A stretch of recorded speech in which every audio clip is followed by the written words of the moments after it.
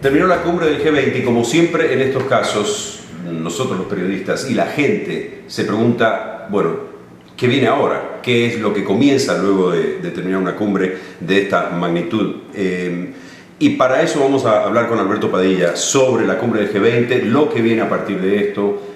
Uno de los temas centrales fue la crisis en Europa, cómo va a afectar la crisis en Europa y el proteccionismo a las economías emergentes de América Latina. Y es notable el poder y la importancia que este grupo de 20 naciones más importantes del mundo ha estado recobrando. Tú te acordarás que antes las reuniones que todo el planeta vigilaba eran las reuniones del G8, que todavía se siguen dando, pero ahora resulta que todos los países del G8, con excepción si acaso de Alemania y de Canadá, todos los demás países están en profundos problemas. En cambio el G20, el resto de los países que no son del G8, pues es los emergentes, Brasil, México, Rusia, India, China, son ahora realmente los que están marcando la pauta. Es como decía el Fondo Monetario Internacional, y que no soy un admirador del Fondo Monetario, ni mucho menos hace unos días. ¿De dónde eres? ¿Yo? Argentina, ¿no es cierto? No me acuerdo. No tiene nada que ver. Ok. No tiene nada que ver. No sé por qué. Porque tal vez los argentinos tenemos una experiencia con el Fondo Monetario que no la tienen ustedes los mexicanos.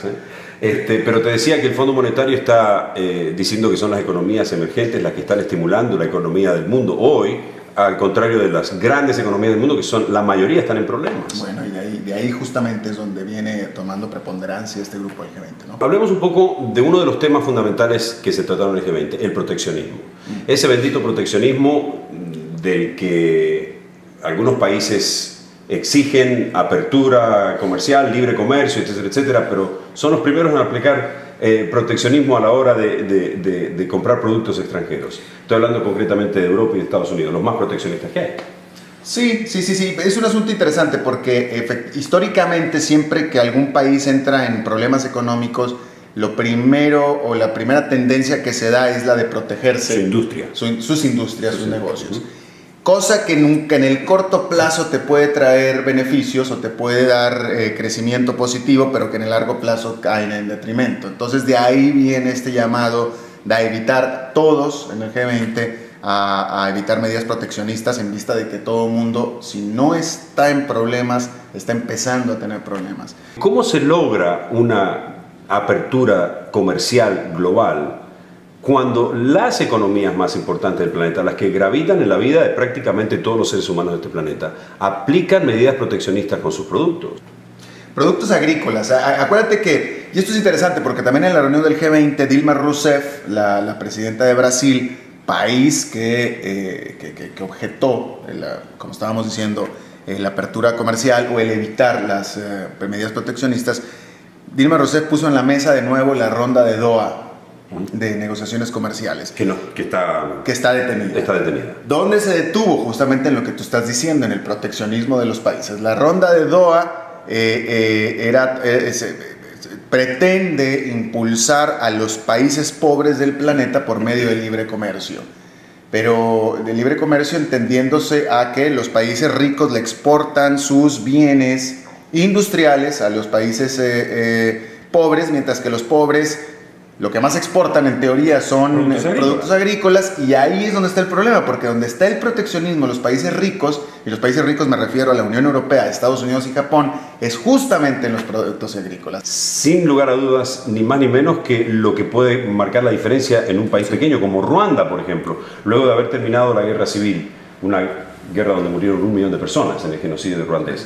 Hoy los ruandeses están produciendo té, a una excelente calidad de té, pero sus productos pueden tener problemas para ingresar en Estados Unidos o en algún otro país productor de té. Entonces, para ellos, las barreras proteccionistas que ponga un país desarrollado puede marcar la diferencia. Yo siempre he señalado lo que es una verdad. Mientras que nadie quiere bajar la guardia en cuanto a su proteccionismo a los agricultores o a los productos agrícolas, al menos, y no es que yo defienda a Estados Unidos, pero al menos Estados Unidos, de las 3 partes, Estados Unidos es el que dice y el único que ha dicho: señores, vamos a bajarlos todos, ya de una vez todos. Y Europa y Japón no quieren hacerlo. Entonces, Estados Unidos dice: yo lo hago si lo hacemos todos a la vez. Y Estados Unidos lo ha propuesto eso, y Japón y Europa no quieren negociarlo. ¿Crees tú que en el mundo están dadas las condiciones para que esta globalización económica acelere el comercio entre los países? ¿Crees que faltan muchos G20, muchas cumbres del G20, de nuevo las reuniones de Doha para poder estimular este libre mercado que dicen es la panacea y la solución de los problemas del mundo? Yo sí creo mucho en el libre comercio, en la apertura de los mercados. Y no es un asunto de dogma, no es un asunto de ideología, Daniel. Yo creo que es simplemente un asunto de ver los resultados que la apertura comercial o la apertura de mercados le da sobre los países. Yo creo que los países desarrollados son los países más abiertos. Suecia, vamos a empezar desde Chile hasta Suecia, ¿no? Son países que son sumamente abiertos, con economías sumamente abiertas, y esos son los ejemplos clarísimos de que la apertura de mercados te llevan al desarrollo. Sí, pero un momentito, ¿qué tipo de desarrollo? Estás mencionando a Chile, una economía muy abierta, pero no donde todos se están beneficiando con la economía abierta que estás planteando en Chile. En Chile hay serios problemas sociales y hay serios problemas de desequilibrio a nivel de distribución de riqueza en el país. Absolutamente cierto, y eso es lo mismo en todos los países, Daniel, pero vamos a hablar en términos absolutos. O sea, ¿qué porcentaje? Tú tienes razón. O sea, Chile sigue siendo un país que tiene un segmento de la población que es profundamente pobre. Yo estoy totalmente de acuerdo con eso. La pregunta es qué porcentaje de esa población es pobre con respecto al resto de América Latina. Y otro de los puntos, Alberto, es la acumulación de riqueza. O sea, uno abre la economía de un país, comienza a generar riquezas en un país. ¿A dónde van a parar esas riquezas? ¿A dónde van a parar esos ingresos que genera el mercado o el libre comercio? Entonces, si esos beneficios del libre comercio van a terminar en pocas manos, ¿de qué sirve esta apertura comercial? Cuando un pequeño grupo que prácticamente controla desde la producción hasta la exportación de los bienes y servicios de un país, es el que va a recibir todos los beneficios del mercado libre, y el trabajador va a seguir siendo un trabajador con apenas un poco de beneficios y apenas unos pesos en su bolsillo, y si le dan aumentos, un aumento equivalente al de la inflación y nada más. Es decir, ¿cómo beneficia el libre comercio a países donde este contraste y diferencia es cada vez más grande entre quienes tienen mucho y quienes no tienen nada? Bueno, pero lo que pasa es que pero eso no te lo da el libre comercio. O sea, son dos elementos que tienen que ir pegados. Una es abrir tu economía al comercio mundial, y la otra es hacer tus instituciones y tu gobierno lo suficientemente fuertes y efectivos y eficientes para poder distribuir dentro de tu país esa riqueza. Yo no soslayo los problemas sociales que tiene Chile, y por supuesto que no ignoro el nivel de pobreza que tiene Chile, pero en términos absolutos Chile tiene un nivel de pobreza muy reducido con respecto no nada más a toda América Latina, sino con respecto a sus propios vecinos. Pasando al otro de los temas del G20, que fue la crisis en Europa, una situación muy delicada que puede afectar a la economía global y que la está afectando, de hecho. No, y fíjate cómo hablando de la importancia que ha recobrado el G20, dentro del G20 se anunció la aportación de los países pobres al Fondo Monetario Internacional para que ayuden a Europa. ¿Cómo? ¿Cuándo habías escuchado tú eso? A China, cada quien dentro de sus posibilidades, ¿no? China dio $43 mil millones al Fondo Monetario Internacional, y después México, Brasil, Rusia e India, $10 mil millones cada uno al Fondo Monetario Internacional para que ayuden a los países europeos. ¿Cuándo habías tú escuchado algo así? Yo no soy un admirador del Fondo Monetario Internacional. Creo que caer en las redes del Fondo Monetario Internacional es algo que se sufre, y se sufre mucho. Porque cuando el Fondo Monetario habla de ajustes, Alberto Padilla, los ajustes no son broma. Y a menos que los hayas vivido y que los hayas experimentado en carne propia, no sabes tú, Alberto Padilla, mexicano, lo que significa la palabra ajuste del Fondo Monetario Internacional. Pero fíjate que ese no es el problema. No, sí es el problema. Si lo has vivido, créeme que es un problema. Cuando tú, como país, caes en una situación en la que necesitas la ayuda del Fondo Monetario Internacional, porque vaya, el Fondo Monetario no te obliga a que lo necesites. Tú acudes al fondo desesperado porque necesitas la plata. Cuando tú acudes al fondo, quiere decir que ya hiciste las cosas tremendamente mal, y esa no es culpa del fondo. Entonces el fondo, como cualquier banco, lo único que te dice el fondo es: yo te presto plata, no hay ningún problema, te la presto. Nada más que me tienes que dar garantías de que te vas a poner tu casa en orden. Ajustes. ¿Por qué? Porque vienes de una fiesta tremenda, vienes de una borrachera, y ahora quieres que yo te saque de la resaca. Yo te puedo ayudar a la resaca, pero necesito que te sinceres, necesito que hagas tus cosas bien dentro de casa. Y mira qué es lo que está pasando ahora en Grecia, que es muy parecido a lo que pasó en Argentina. Entonces, y todos los países van y se quejan del fondo y le dicen, oye, no, es que lo que tú me estás pidiendo a mí es imposible, o eres un usurero, o yo no sé, tantas cosas que le dicen al fondo. Tú mejor que nadie las sabes porque aquí las estás diciendo. Pero no es culpa del fondo. Pues el fondo lo único que está haciendo es tener garantía de que no vas a volver a caer en los mismos problemas. Mira que América Latina, a excepción de Argentina, querido, y de eso podemos hablar un momento más, aprendió muy bien la lección del fondo. Daniel, ahorita América Latina lleva siendo la región macroeconómicamente ejemplar de estabilidad en todo el mundo, ¿sí? Después de que se sinceró, después de que ha hecho las cosas bien, macroeconómicamente hablando, todos los países con excepción de alguno, en general es cierto, con excepción de alguno, y todos son recetas o cosas que no nada más el Fondo Monetario Internacional, sino cualquier otro economista que se jacte de hacerlo, le recomendaban a cualquier otro país, y que Latinoamérica por fin se obligó a llevar a cabo reformas económicas, y que ahora tienen y explican la estabilidad económica que tiene América Latina en este momento. ¿Qué medidas son las que tiene que aplicar un país en una crisis como la que está en este momento Grecia? Que son, primero, ajustar de manera importante o tomar medidas para crecer. El problema es que no puedes empezar a crecer si no ajustas, si no haces ajustes. Entonces, desafortunadamente, Grecia está en una espiral de muerte, desafortunadamente. No puedes tomar medidas para crecer si no haces ajustes, y si haces ajustes se te empeora la situación económica.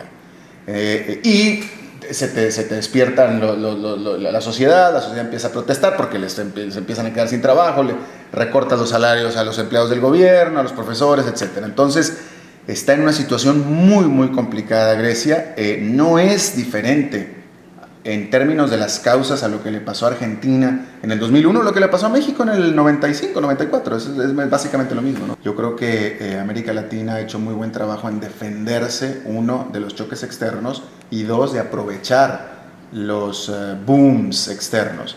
Pero definitivamente, si Europa estuviera creciendo y si Estados Unidos estuviera creciendo, América Latina estuviera mucho mejor, ¿no? Mucho mejor.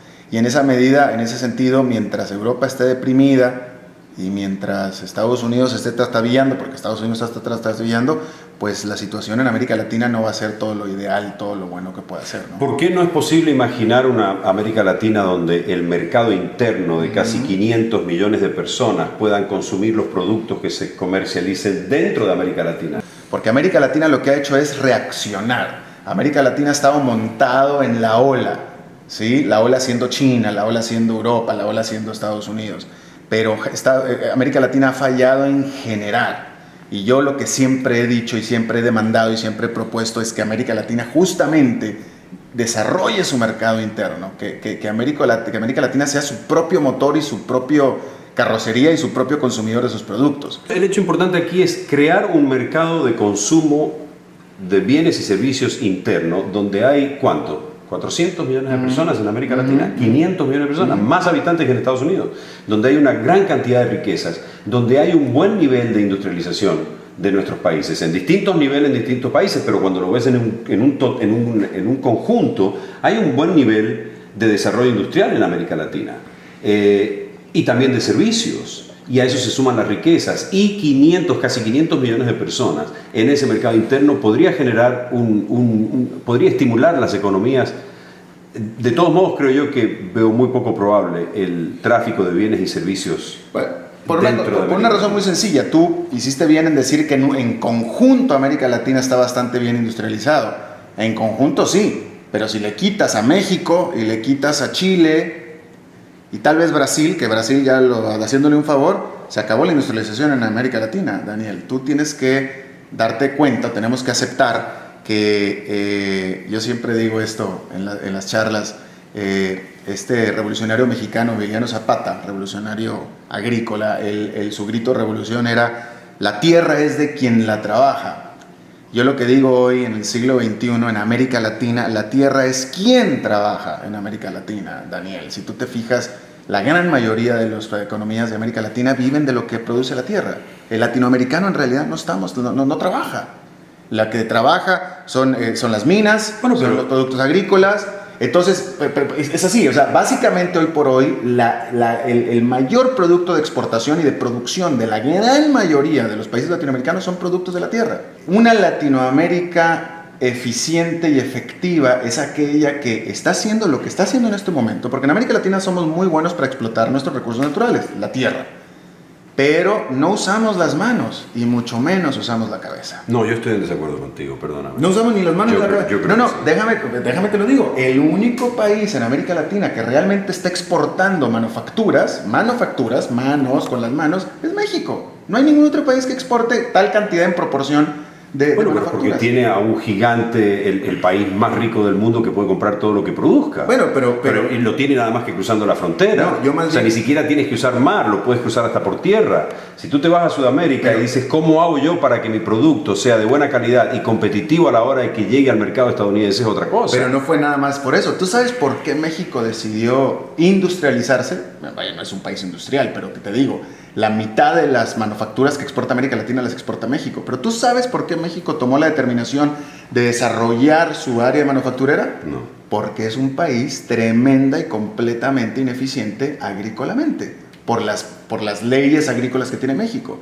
Y es muy mal productor también de petróleo porque el gobierno se financia del petróleo. Entonces, algún presidente hace algunas décadas dijo, a ver, nosotros, el país no se va a poder desarrollar por el lado del petróleo porque el gobierno tiene que financiarse del petróleo y la industria del petróleo en el futuro no se va a poder desarrollar como se debe. Y las leyes agrícolas, las leyes agrarias de nuestro país son un desastre y que tampoco nos vamos a poder desarrollar ahí. Entonces lo único que me queda de jugar es empezar a desarrollar este asunto por el lado de la manufactura y de ahí se toma esa decisión y lo han logrado. El campo mexicano es un desastre. Lo que pasa que en América Latina es todo lo contrario. El campo es muy eficiente, las minas, el petróleo, la producción de petróleo son muy eficientes. Y es el problema que ha causado es que hemos sido complacientes. La sensación de la gente es que las cumbres como el G20 no sirven para nada. Yo lo convoqué en Twitter en las últimas horas, que me mandaran sus mensajes, inquietudes.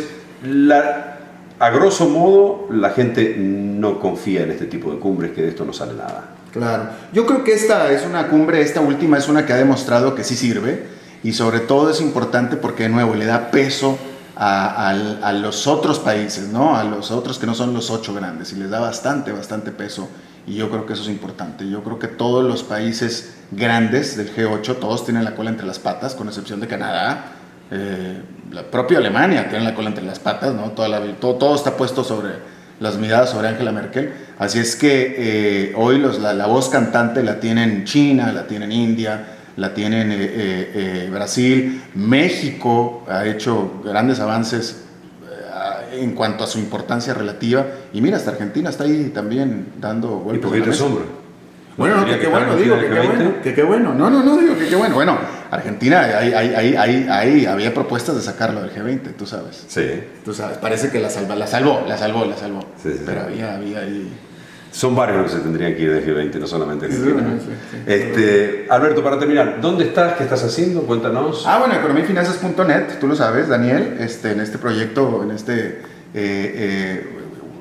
esta iniciativa de crear economiafinanzas.net, y ahí estamos, y sigo viajando por América Latina, y sigo tuiteando, @PadillaNews, y pasándola bastante bien.